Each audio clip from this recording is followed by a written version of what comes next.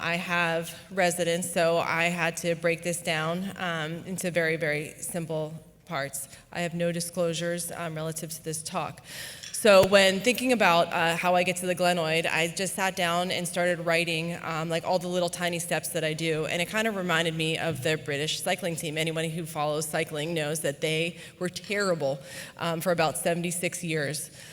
They won absolutely nothing. And so in 2002, Sir David Brailsford came in. He was a cyclist as well as had an MBA and applied the theory of marginal gains. And what this says is that if you break everything down into its simplest parts, try to improve it by 1%, there's an aggregate improvement in performance. And so that's how I try to teach my residents how to do surgery. So the first thing I do when I walk into the OR when they're prepping and draping is I'll sort through all the pans that I have, because it's just like a mishmash, and put out all my instruments so that in order from how I'm going to use it so everything can go seamlessly. Then I'll find this guy.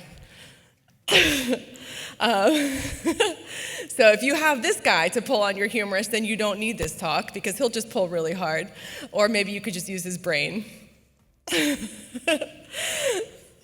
Yep. All right, so patient positioning.